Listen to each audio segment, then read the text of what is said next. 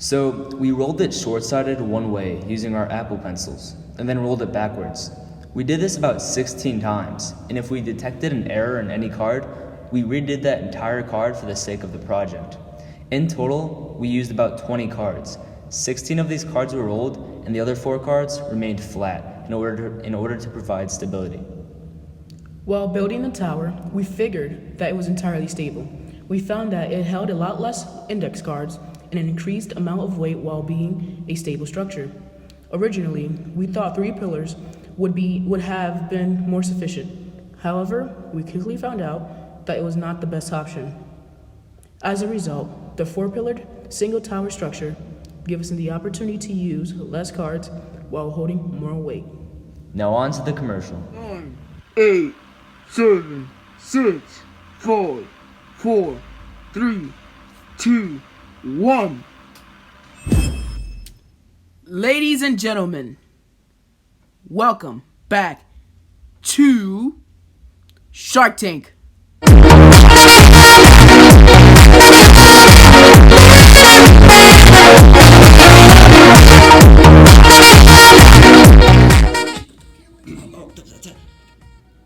Go.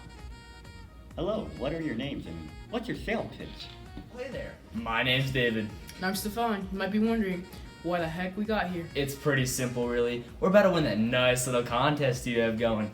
Maybe make a little bit of dough in the help you out. Anyways, let's see what we have going here.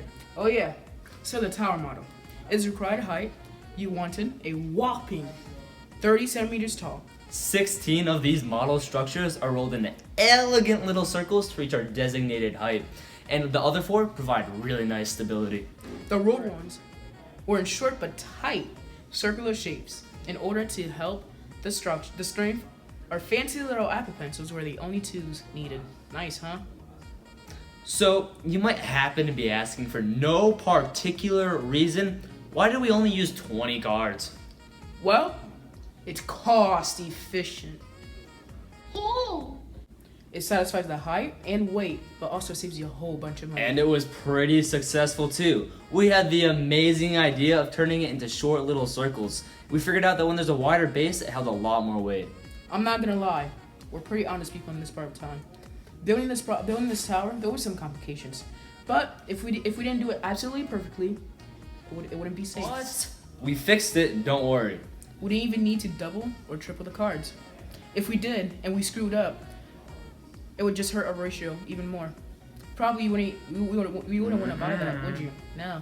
In the end, with our fancy little design, we figured out the short way with 1 card give us the most successful ratio of a 42.25 out of 30. Pretty good, if you're asking me. Shorter shapes held a lot more weight than those flimsy little tall ones. If you see a guy pass through with those tall ones, he's pretty shady. Don't buy. But like I said, we're honest people.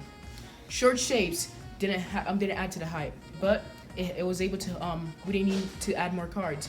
The tall ones would have saved you more supplies and therefore But like I said, they were flimsy. Right. Also, did you know I'm a scientist? Yeah. We're nerdy around here. Fun fact, this heavily addressed the concept of equilibrium. That's fancy for saying that because of the way we did it, the opposing forces of gravity and the tower's normal force were balanced until an outside force acted upon it, which destabilized it. What he said. 1 index card getting damaged by an unbalanced force cost the entire tower its safety. So, as stated earlier, it's even more important that the shapes were short. It was more resistant to change.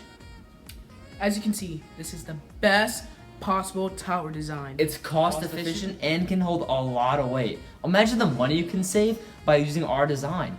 Hint, hint. We have this little charitable fund called StephanandDavid.co. You should totally consider donating that extra money to us. Because we reach your desired height, it will look perfectly tall to any onlooker on campus. People will love it. Visually appealing, am I right? You're right, obviously. Have a good day and buy our tower. Yes, sure.